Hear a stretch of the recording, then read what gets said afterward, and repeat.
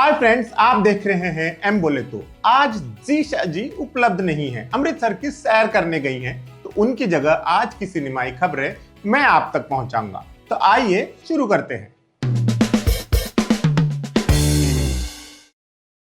25 दिसंबर को वरुण धवन के करियर की बड़ी फिल्म रिलीज होने वाली है, बेबी जॉन। और बड़ी फिल्म का मतलब है बड़ी रीच।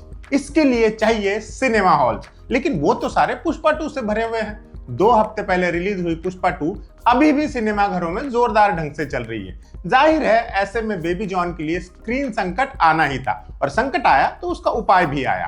पीवीआर आइनॉक्स ने उत्तर भारत के अपने तमाम थिएटर्स से पुष्पा 2 हटाने का फैसला किया। रिपोर्ट्स के मुताबिक अंदर अंदर काफी टसल चलने के बाद यह फैसला हुआ था, लेकिन फिर ताजा रिपोर्ट ये आई है कि ऐसे हटाए गए सारे शोज अब धीरे धीरे वापस लौट रहे हैं। कहा जा रहा है कि सभी कंसर्न पार्टीज किसी समझौते पर पहुंची है और कोई बीच का रास्ता निकाला गया है। बहरहाल सही पिक्चर 1-2 दिनों में क्लियर हो ही जाएगी।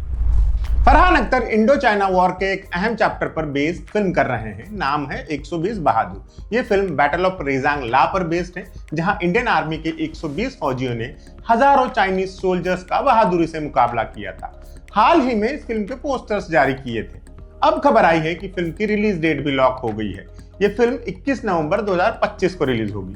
फिल्म में फरहान अख्तर ने परमवीर चक्र से सम्मानित मेजर शैतान सिंह का रोल किया है, और इसे रजनीश रेजी घई डायरेक्ट कर रहे हैं। डायरेक्टर एस शंकर की कमल हासन स्टारर इंडियन 2 बुरी तरह फ्लॉप रही, जबकि ये फिल्म एक क्लासिक फिल्म का सीक्वल थी। फिल्म को क्रिटिक्स और दर्शकों ने एक सुर में रिजेक्ट कर दिया। बावजूद इसके इसका तीसरा पार्ट भी बनेगा।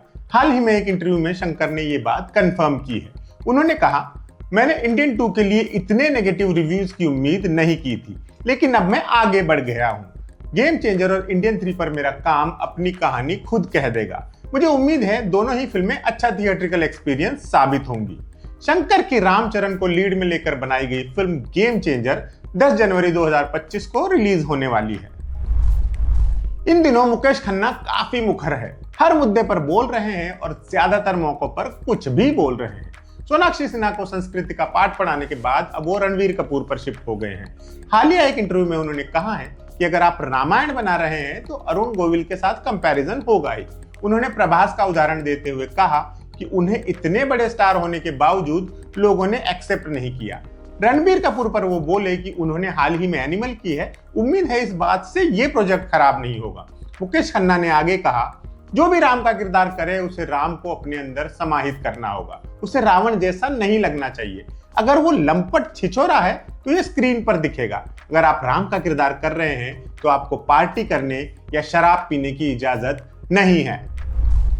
उधर दिलजीत दोसांझ आजकल फायर बने हुए हैं। हाल ही में चंडीगढ़ में हुए उनके कॉन्सर्ट को लेकर शिकायत हुई थी। कहा गया था कि उसमें नॉइज लेवल परमिटेड लेवल से 3 गुना ज्यादा था। अब अपने शो में दिलजीत ने इस पर इनडायरेक्ट टिप्पणी की है। मुंबई में कॉन्सर्ट में मौजूद जनता से उन्होंने कहा कि कोई भी एडवाइजरी जारी हो सब मेरे ऊपर रहेगी, आपको मैं डबल मजा दूंगा। आगे उन्होंने ये कहा कि दुनिया आप पर कितना भी जहर फेंके, आप उसे अपने अंदर मत लेना, अपना काम करते रहना, वो मैं करता रहूंगा। अंत में उन्होंने पुष्पा स्टाइल को इमिटेट करते हुए मैं झुकेगा नहीं भी कह डाला। आमिर खान और संजय दत्त के चाहने वालों के लिए विधु विनोद चोपड़ा ने एक बड़ी खुशखबरी दी है। उन्होंने मुन्ना भाई सीरीज की अगली फिल्म तो कंफर्म की ही, साथ ही ये भी कंफर्म कर दिया कि 3 इडियट्स का सीक्वल भी आएगा। इस सीक्वल का नाम 2 इडियट्स होने जा रहा है। उन्होंने कहा, मैं फिलहाल मुन्ना भाई 3 और 2 इडियट्स दोनों फिल्में लिख रहा हूँ। इसके अलावा एक फिल्म बच्चों के लिए भी बनाने की कोशिश में हूँ, एक हॉरर कॉमेडी भी लिख रहा हूँ। पहले हम लिखेंगे फिर फिल्में बनेंगी। मुन्ना भाई 3 और 2 इडियट्स जल्द ही आने की संभावना है। हम तो बस इतना जानते हैं कि फैंस के लिए ये उत्सव का मौका होगा। आज की खबर सिनेमा में इतना ही। मंडे फिर से मुलाकात होगी। आप वीकेंड मस्त एंजॉय कीजिएगा और देखते रहिएगा एम बोले तो।